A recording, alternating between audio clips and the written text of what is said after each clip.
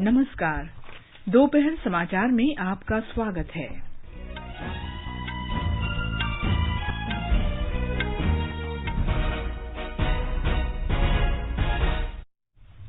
संसद का मानसून सत्र शुरू। विपक्षी सदस्यों के हंगामे के कारण संसद के दोनों सदनों की कार्यवाही बार-बार बाधित। प्रधानमंत्री ने कहा, संसद के मानसून सत्र के दौरान सरकार सार्थक चर्चा और सभी प्रश्नों के उत्तर देने के लिए तैयार। देश में राष्ट्रव्यापी टीकाकरण अभियान के तहत अब तक 40 करोड़ 64 लाख से अधिक कोविड टीके लगाए गए। कोविड-19 से स्वस्थ होने की दर बढ़कर 97.32% हुई। पिछले 24 घंटे के दौरान 38,000 से अधिक नए मामलों की पुष्टि।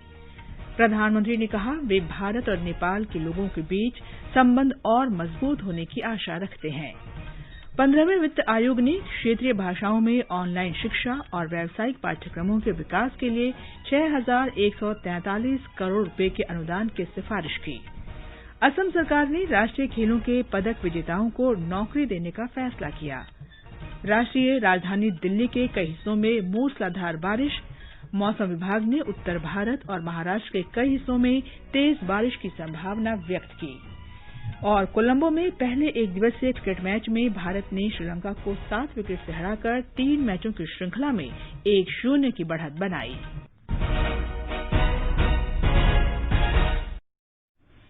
दोपहर समाचार में अलका सिंह के साथ मैं कनकलता। देश भर में 18 वर्ष से अधिक आयु वर्ग के लिए सरकारी केंद्रों में निःशुल्क कोविड टीकाकरण अभियान जारी है। युवाओं से आग्रह है कि टीका जरूर लगवाएं और अन्य लोगों को भी इसके लिए प्रोत्साहित करें। जब तक जरूरी न हो, घर से बाहर न निकलें और सुरक्षा के 3 आसान उपायों का पालन करें। मास्क लगाएं, 2 गज की सुरक्षित दूरी बनाए रखें, हाथ और चेहरा साफ रखें। कोविड संबंधी जानकारी और मार्गदर्शन के लिए राष्ट्रीय हेल्पलाइन नंबर 011-2397-8046 और 1075 पर संपर्क करें। और अब समाचार विस्तार से। संसद का मानसून सत्र आज से शुरू हो गया है। विपक्षी सदस्यों के हंगामे के कारण संसद के दोनों सदनों की कार्यवाही बार-बार बाधित हुई। लोकसभा की कार्यवाही विपक्षी सदस्यों के हंगामे के कारण 2 बजे तक स्थगित कर दी गई। सदन की बैठक शुरू होने पर शोरगुल शुरू हो गया। प्रधानमंत्री नरेंद्र मोदी लोकसभा में नए मंत्रियों का परिचय कराना चाहते थे। इस बीच विपक्षी सदस्य सदन के बीचों बीच आ गए और कृषि संबंधित कानूनों को रद्द करने की मांग और तेल की कीमतों में बढ़ोतरी को लेकर नारेबाजी करने लगे। सत्र के पहले दिन प्रधानमंत्री द्वारा मंत्रिपरिषद के नए सदस्यों का परिचय कराने की परंपरा रही है।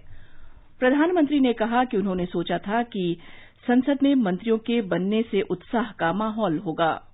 मैं सोच रहा था कि आज सदन में एक उत्साह का वातावरण होगा, क्योंकि बहुत बड़ी मात्रा में हमारी महिला सांसद, दलित भाई, आदिवासी, शेड्यूल्ड ट्राइब के साथी, हमारे साथी सांसद जो किसान परिवार से हैं, ग्रामीण परिवेश के हैं, सामाजिक आर्थिक रूप से पिछड़े वर्ग से हैं, ओबीसी समाज से हैं, बहुत बड़ी मात्रा में उनको मंत्रिपरिषद में मौका मिला, उनका परिचय करने का आनंद होता। लेकिन शायद ये बात कुछ लोगों को राज नहीं आती है और इसलिए उनका परिचय तक नहीं होने देते हैं और इसलिए माननीय अध्यक्ष जी, मंत्रिमंडल में नवनियुक्त सदस्यों को लोकसभा में इंट्रोड्यूस समझा जाए।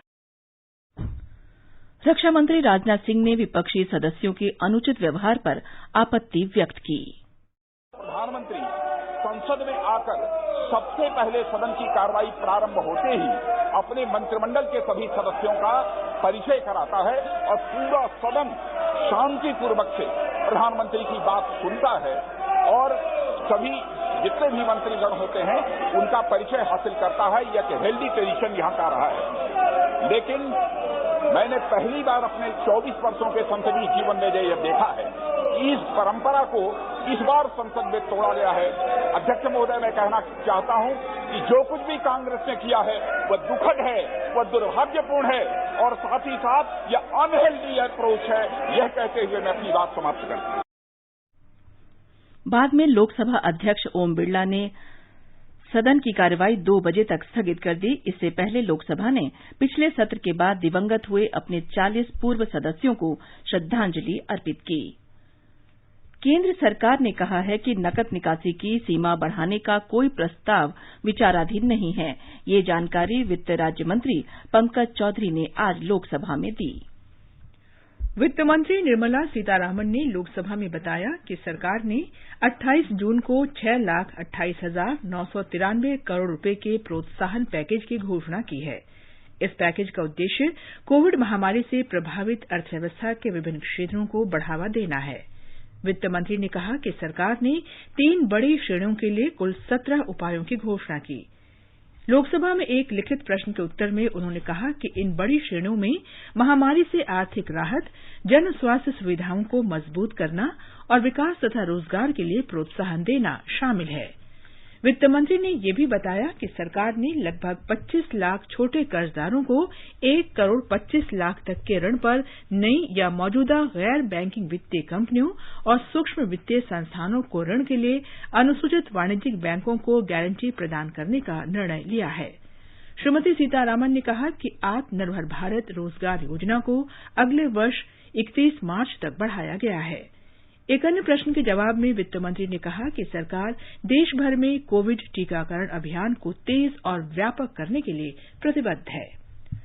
इससे पहले लोकसभा की बैठक शुरू होने पर नवनिर्वाचित 4 सदस्यों को शपथ दिलाई गई। शपथ लेने वालों में आंध्र प्रदेश में तिरुपति से मडिल्ला गुरुमूर्ति, कर्नाटक में बेलगाम से मंगल सुदेश अंगाड़ी, केरल में मल्लापुरम से एमपी अब्दुल समद और तमिलनाडु में कन्याकुमारी से चुनकर आए विजय वसंत शामिल हैं। सदन की बैठक दोबारा शुरू होने पर भी हंगामा जारी रहने के कारण लोकसभा की कार्यवाही दोपहर बाद 3:30 बजे तक के लिए स्थगित कर दी गई।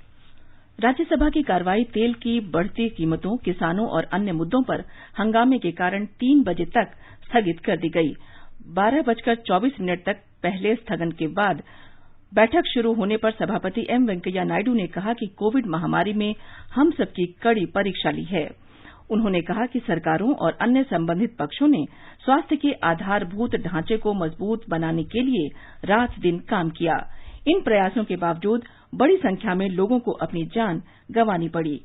पहली और दूसरी लहर के अनुभवों से हमें बहुत कुछ सीखने की आवश्यकता है ताकि अन्य संभावित चुनौतियों से निपटने के लिए हम बेहतर ढंग से तैयार हो सकें। श्री नायडू ने विश्वास व्यक्त किया कि सामूहिक प्रयासों से कोरोना वायरस को फैलने से रोकने की चुनौती से देश उभर जाएगा। संसद का मानसून सत्र देश की मौजूदा स्थिति के संदर्भ में महत्वपूर्ण साबित होगा। कांग्रेस के कुछ सदस्यों ने सभापति की प्रारंभिक टिप्पणी पर आपत्ति व्यक्त की। कांग्रेस, तृणमूल कांग्रेस, वाम दलों, वाईएसआर कांग्रेस, आम आदमी पार्टी और अन्य सदस्य बढ़ती कीमतों, किसानों और अन्य मुद्दों पर सरकार के खिलाफ नारेबाजी करने लगे। संसद के मानसून सत्र के पहले दिन आज तृणमूल कांग्रेस सांसदों ने पेट्रोल, डीजल और रसोई गैस की बढ़ती कीमतों के खिलाफ संसद के बाहर विरोध प्रदर्शन किया। बहुजन समाज पार्टी और अकाली दल के सांसदों ने कृषि कानून के विरोध में प्रदर्शन किया। इन्होंने तख्तियां दिखाते हुए तीनों कृषि कानूनों को रद्द करने की मांग की। बहुजन समाज पार्टी सांसद सतीश चंद्र मिश्रा और अकाली दल नेता सुखबीर सिंह बादल और हरसिमरत कौर बादल भी विरोध प्रदर्शन में शामिल हुए। प्रधानमंत्री नरेंद्र मोदी ने कहा है कि संसद के मानसून सत्र के दौरान सरकार सार्थक चर्चा और सभी प्रश्नों के उत्तर देने के लिए तैयार है। सत्र से पहले संवाददाताओं के साथ बातचीत में श्री मोदी ने सभी सांसदों और राजनीतिक दलों से सदन में कठिन से कठिनतम प्रश्न पूछने का आग्रह किया। ये सदन परिणामकारी हो, सार्थक चर्चा के लिए समर्पित हो। देश की जनता जो जवाब चाहती है वो जवाब सरकार को देने की पूरी तैयारी है। मैं सभी माननीय सांसदों से, सभी राजनीतिक दलों से आग्रह करूंगा कि वो तीखे से तीखे सवाल पूछें, धारदार सवाल पूछें, लेकिन शांत वातावरण में सरकार को जवाब का मौका भी दें, ताकि जनता जनार्दन के पास सत्य पहुंचाने से लोकतंत्र को भी ताकत मिलती है, जनता का भी विश्वास बढ़ता है और देश की गति भी तेज होती है प्रगति की। श्री मोदी ने सभी से कोविड दिशा निर्देशों के पालन में सहयोग की अपील की। मैं आशा करता हूं कि आप सबका वैक्सीन का कम से कम एक डोज लग गया होगा, लेकिन उसके बावजूद भी मेरी आप सब मित्रों से प्रार्थना भी है, सदन में भी सभी साथियों से प्रार्थना है कि हम सब कोरोना प्रोटोकॉल का पालन करने में सहयोग दें। ये पैंडेमिक ऐसी महामारी है जो पूरे विश्व को अपनी चपेट में लिया हुआ है और इसलिए हम चाहते हैं कि संसद में भी इस पैंडेमिक के संबंध में सार्थक चर्चा हो, प्राथमिकता देते हुए इसकी चर्चा हो और सारे व्यवहारू सुझाव सभी माननीय सांसदों से मिले और इस लड़ाई में सब साथ मिलकर के आगे बढ़ सकते हैं। देश में टीका लगाए लोगों को बाहुबली बताते हुए प्रधानमंत्री ने कहा कि 40 करोड़ से अधिक लोगों ने कोविड वैक्सीन की कम से कम एक डोज ले ली है। अब ये वैक्सीन जो है बाहु पर लगती है और जब वैक्सीन बाहु पर लगती है तो आप बाहुबली बन जाते हैं और कोरोना के खिलाफ लड़ने के लिए बाहुबली बनने का एक ही उपाय है कि आपके बाहु पर वैक्सीन लगवा दीजिए। अब तक 40 करोड़ से ज्यादा लोग कोरोना के खिलाफ लड़ाई में बाहुबली बन चुके हैं। आगे भी बहुत तेज गति से इस काम को आगे बढ़ाया जा रहा है। ये समाचार हमारी वेबसाइट newsonair.com/hindi और हमारे mobile app news on AIR पर भी उपलब्ध हैं। कोविड महामारी के दौरान लोगों की सुविधा के लिए बनाई गई राष्ट्रीय स्तर पर कई हेल्पलाइन काम कर रही हैं। सूचना और प्रसारण मंत्रालय इस बारे में लोगों में जागरूकता बढ़ा रहा है। हेल्पलाइन नंबर इस प्रकार से हैं। कोविड संबंधी सवालों के जवाब देने के लिए स्वास्थ्य और परिवार कल्याण मंत्रालय की हेल्पलाइन है 1075। महिला और बाल विकास मंत्रालय की चाइल्ड हेल्पलाइन है 1098। वरिष्ठ नागरिकों के लिए सामाजिक न्याय और अधिकारिता मंत्रालय का हेल्पलाइन नंबर है 14567। मनोवैज्ञानिक सहायता के लिए राष्ट्रीय मानसिक स्वास्थ्य और तंत्रिका विज्ञान संस्थान निमहांस का नंबर है 0804110007।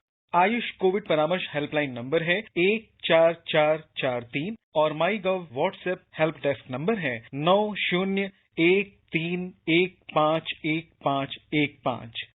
चलो मिलकर एक शुरुआत करें, चलो एक फैसला आज करें, मास्क नहीं तो टोकेंगे, कोरोना को रोकेंगे। चलो एक इरादा करते हैं, चलो कुछ वादा करते हैं, मास्क नहीं तो टोकेंगे, कोरोना को रोकेंगे। दोपहर समाचार में आपका फिर स्वागत है। आगे बढ़ने से पहले मुख्य समाचारों पर एक नजर। संसद का मानसून सत्र शुरू। विपक्षी सदस्यों के हंगामे के कारण संसद के दोनों सदनों की कार्यवाही बार बार बाधित। प्रधानमंत्री ने कहा, संसद के मानसून सत्र के दौरान सरकार सार्थक चर्चा और सभी प्रश्नों के उत्तर देने के लिए तैयार। देश में राष्ट्रव्यापी टीकाकरण अभियान के तहत अब तक 40 करोड़ 64 लाख से अधिक कोविड टीके लगाए गए। कोविड-19 से स्वस्थ होने की दर बढ़कर 97.32% हुई। पिछले 24 घंटे के दौरान 38,000 से अधिक नए मामलों की पुष्टि। प्रधानमंत्री नरेंद्र मोदी ने कहा, वे भारत और नेपाल के लोगों के बीच संबंध और मजबूत होने की आशा रखते हैं। 15वें वित्त आयोग ने क्षेत्रीय भाषाओं में ऑनलाइन शिक्षा और व्यावसायिक पाठ्यक्रमों के विकास के लिए 6,143 करोड़ रुपए के अनुदान की सिफारिश की। असम सरकार ने राष्ट्रीय खेलों के पदक विजेताओं को नौकरी देने का फैसला किया। राष्ट्रीय राजधानी दिल्ली के कई हिस्सों में मूसलाधार बारिश। मौसम विभाग ने उत्तर भारत और महाराष्ट्र के कई हिस्सों में तेज बारिश की संभावना व्यक्त की। और कोलंबो में पहले एक दिवसीय क्रिकेट मैच में भारत ने श्रीलंका को 7 विकेट से हराकर 3 मैचों की श्रृंखला में 1-0 की बढ़त बनाई। देश में अब तक राष्ट्रव्यापी टीकाकरण अभियान के अंतर्गत 40 करोड़ 64 लाख से अधिक टीके लगाए गए। स्वास्थ्य मंत्रालय ने बताया है कि 24 घंटे के दौरान 13,63,000 से अधिक का टीकाकरण किया गया। इसी दौरान 38,000 से अधिक रोगी स्वस्थ हुए। स्वस्थ होने की दर 97.32% है। अब तक 3 करोड़ 3 लाख रोगी संक्रमण से स्वस्थ हो चुके हैं। पिछले 24 घंटों के दौरान 38,164 नए कोविड मामलों की पुष्टि हुई।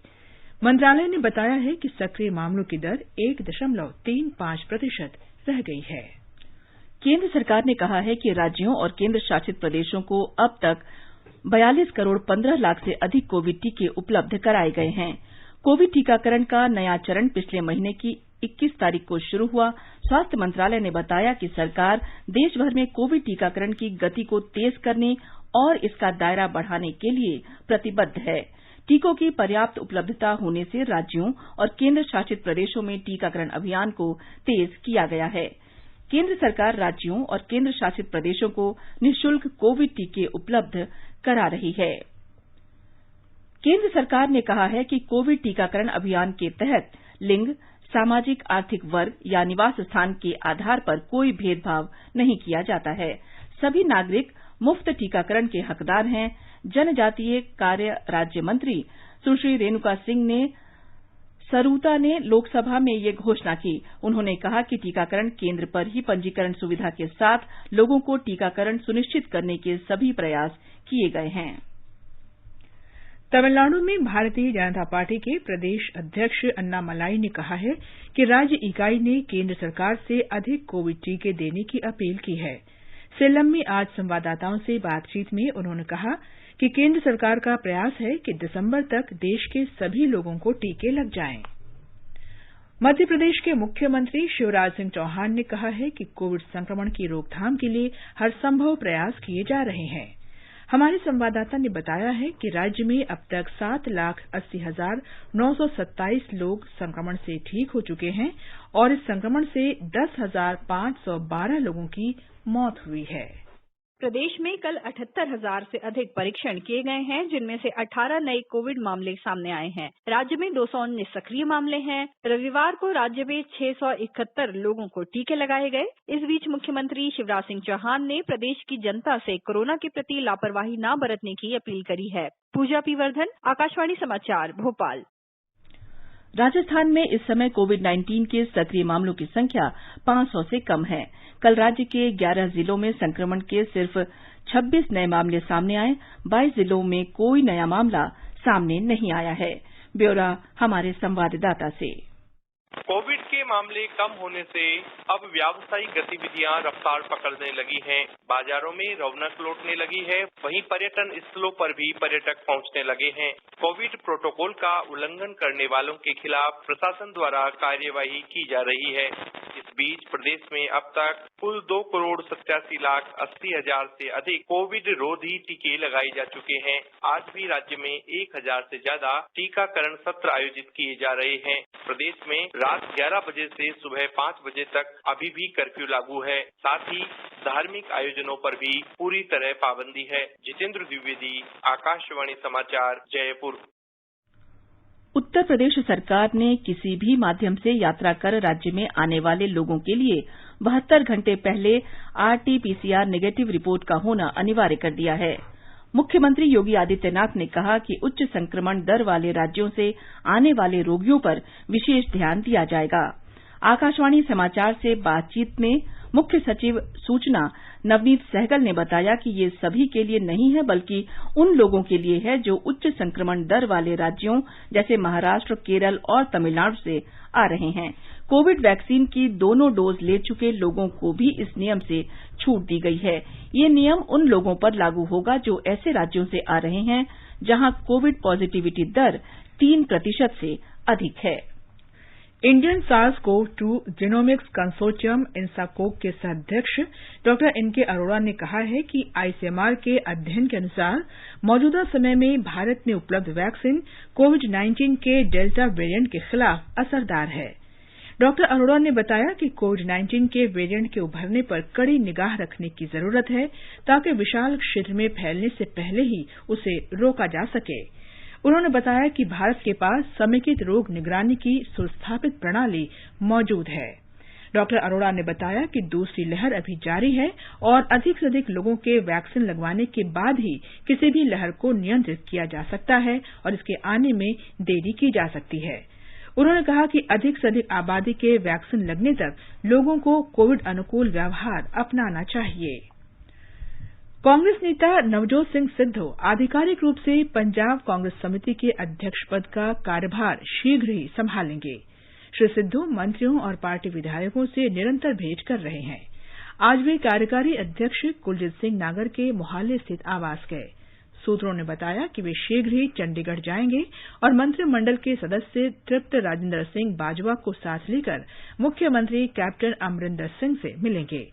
श्री सिद्धू को कल रात पार्टी अध्यक्ष सोनिया गांधी द्वारा प्रदेश कांग्रेस कमेटी का अध्यक्ष नियुक्त किया गया। कांग्रेस हाईकमान ने सुखविंदर सिंह डैनी, पवन गोयल, कुलजीत सिंह नागर और संगत सिंह को कार्यकारी अध्यक्ष बनाया है। नेपाल के नए प्रधानमंत्री शेर बहादुर देउवा ने प्रतिनिधि सभा में विश्वास मत प्राप्त कर लिया है। नेपाली कांग्रेस के अध्यक्ष देउवा को 275 सदस्यों के सदन में 165 वोट मिले। प्रधानमंत्री नरेंद्र मोदी ने विश्वास मत प्राप्त करने पर श्री देउवा को बधाई दी है। एक ट्वीट में श्री मोदी ने कहा कि उनके नेतृत्व में दोनों देशों के संबंध और प्रगाढ़ होंगे तथा विभिन्न क्षेत्रों में साझेदारी सहित लोगों के बीच आपसी संबंध भी बढ़ेंगे। श्री देउवा ने प्रधानमंत्री मोदी का आभार व्यक्त किया। 15वें वित्त आयोग ने भारत में उच्च शिक्षा के लिए क्षेत्रीय भाषाओं में ऑनलाइन सीखने और व्यावसायिक पाठ्यक्रमों के विकास के लिए 6,143 करोड़ रुपए के अनुदान की अनुशंसा की है। शिक्षा मंत्री धर्मेंद्र प्रधान ने लोकसभा में एक लिखित उत्तर में इसकी जानकारी दी। एक सदस्य के प्रश्न का उत्तर देते हुए श्री प्रधान ने कहा कि कुल राशि में से 250 करोड़ रुपए आंध्र प्रदेश के लिए रखे गए हैं। महाराष्ट्र ब्लॉकचेन प्रौद्योगिकी का इस्तेमाल कर शैक्षणिक दस्तावेजों को जारी करने वाला देश का पहला राज्य बन गया है। राज्य के कौशल विकास मंत्री नवाब मलिक ने कहा कि इस प्रौद्योगिकी के माध्यम से 10 लाख डिप्लोमा सर्टिफिकेट जारी किए जाएंगे। ये समाचार आकाशवाणी से प्रसारित किए जा रहे हैं। ताजा समाचार जानने के लिए आप हमारे Twitter handle @AIR News Hindi को फॉलो कर सकते हैं।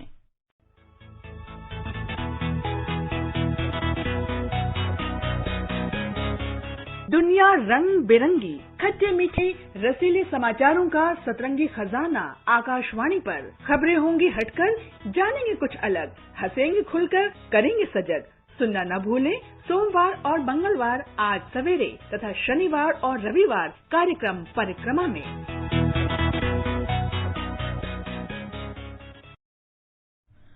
ये आकाशवाणी है। कोलंबो में पहले एक दिवसीय क्रिकेट मैच में भारत ने मेजबान श्रीलंका को 7 विकेट से हराकर 3 मैचों की श्रृंखला में 1-0 की बढ़त बना ली है। भारत ने 80 गेंद शेष रहते 263 रन का लक्ष्य हासिल कर लिया। भारत के लिए कप्तान शिखर धवन ने नाबाद 86 रन बनाए। इससे पहले श्रीलंका ने 50 ओवर में 9 विकेट पर 262 रन बनाए। दूसरा मैच कल खेला जाएगा। असम सरकार ने राष्ट्रीय खेलों के पदक विजेताओं को नौकरी देने का निर्णय लिया है। आज विधानसभा में एक प्रश्न के उत्तर में मुख्यमंत्री हेमंत बिस्वा शर्मा ने कहा कि ओलंपिक, एशियाई और राष्ट्रमंडल खेलों सहित राष्ट्रीय खेलों के पदक विजेताओं को भी सरकारी नौकरी दी जाएगी।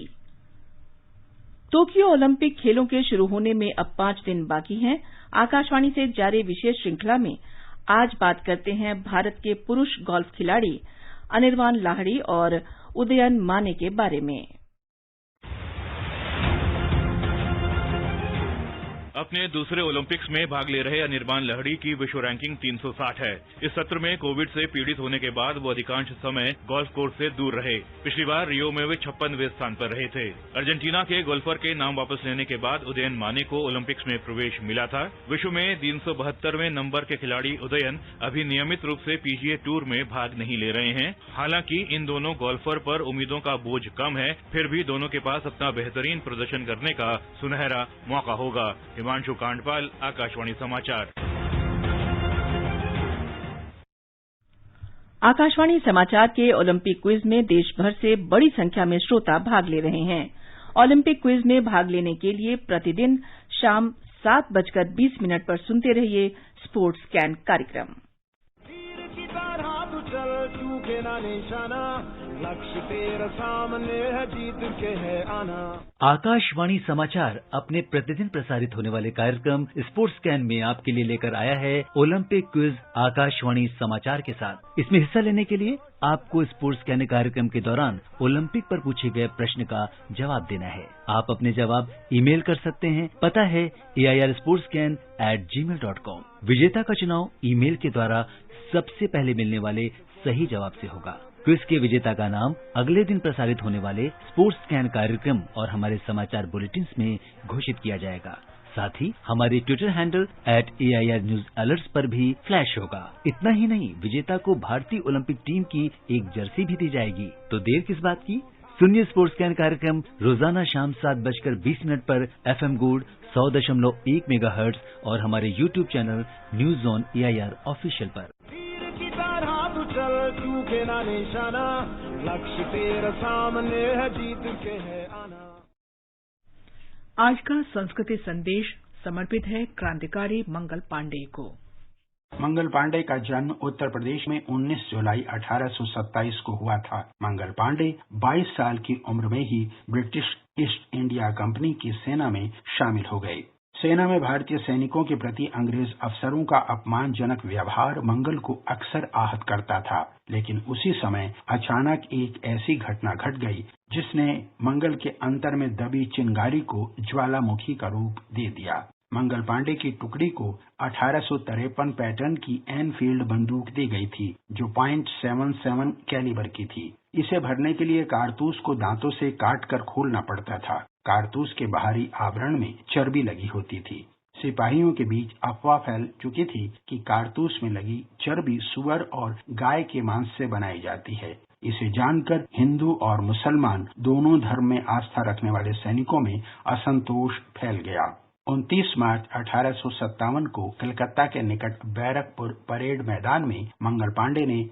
इस कारतूस का इस्तेमाल करने से मना कर दिया। उसकी मना करने पर अंग्रेज अफसर ने जो व्यवहार किया उसे मंगल पांडे सहन नहीं कर सके और उन्होंने रेजिमेंट के अफसर लेफ्टिनेंट बाग पर हमला करके उसे घायल कर दिया। जनरल ने मंगल पांडे को गिरफ्तार करने का आदेश दिया, पर सारे रेजिमेंट ने मंगल पांडे को गिरफ्तार करने से मना कर दिया। मंगल पांडे ने अपने साथियों को खुलेआम विद्रोह करने के लिए कहा। 6 अप्रैल 1857 को मंगल पांडे का कोर्ट मार्शल कर दिया गया और 8 अप्रैल को उन्हें फांसी दे दी गई। मंगल पांडे तो शहीद हो गए, किंतु उनके छोटे से विद्रोह ने चिंगारी का काम किया। 1 महीने बाद ही 10 मई 1857 को मेरठ की छावनी में बगावत हो गई। इसके बाद अंग्रेजों को स्पष्ट संदेश मिल गया कि अब भारत पर राज्य करना उतना आसान नहीं है जितना वे समझ रहे थे। इसके बाद अंग्रेजों ने देश में कड़े कानून लागू कर दिए ताकि मंगल पांडे की तरह कोई दूसरा सैनिक बगावत न कर सके। देश की आजादी के अमृत महोत्सव के अवसर पर आइए हम उन सभी शहीदों को नमन करें जिनकी कुर्बानियों के बल पर आज हम आजाद देश के नागरिक हैं। दिल्ली के कई क्षेत्रों में आज सुबह से गरज चमक के साथ लगातार वर्षा हो रही है। इससे निचले क्षेत्रों में पानी भर गया है और कई जगहों पर यातायात प्रभावित हुआ है। मौसम विभाग ने मुंबई में कुछ स्थानों पर अतिवृष्टि का अनुमान व्यक्त किया है। इस दौरान 65 किलोमीटर प्रति घंटे की रफ्तार से हवाएं चलने की आशंका है। मौसम विभाग ने उत्तर भारत के कई हिस्सों में तेज बारिश की संभावना व्यक्त की है। अंत में मुख्य समाचार एक बार फिर। संसद का मानसून सत्र शुरू। विपक्षी सदस्यों के हंगामे के कारण संसद के दोनों सदनों की कार्यवाही बार बार बाधित। प्रधानमंत्री ने कहा, संसद के मानसून सत्र के दौरान सरकार सार्थक चर्चा और सभी प्रश्नों के उत्तर देने के लिए तैयार। देश में राष्ट्रव्यापी टीकाकरण अभियान के तहत अब तक 40,64,00,000 से अधिक कोविड टीके लगाए गए। कोविड-19 से स्वस्थ होने की दर बढ़कर 97.32% हुई। पिछले 24 घंटे के दौरान 38,000 से अधिक नए मामलों की पुष्टि। प्रधानमंत्री नरेंद्र मोदी ने कहा, वे भारत और नेपाल के लोगों के बीच संबंध और मजबूत होने की आशा रखते हैं। 15वें वित्त आयोग ने क्षेत्रीय भाषाओं में ऑनलाइन शिक्षा और व्यावसायिक पाठ्यक्रमों के विकास के लिए 6,143 करोड़ रुपए के अनुदान की सिफारिश की। असम सरकार ने राष्ट्रीय खेलों के पदक विजेताओं को नौकरी देने का फैसला किया। राष्ट्रीय राजधानी दिल्ली के कई हिस्सों में मूसलाधार बारिश। मौसम विभाग ने उत्तर भारत और महाराष्ट्र के कई हिस्सों में तेज बारिश की संभावना व्यक्त की। इसके साथ ही दोपहर समाचार का ये अंक समाप्त हुआ। नमस्कार।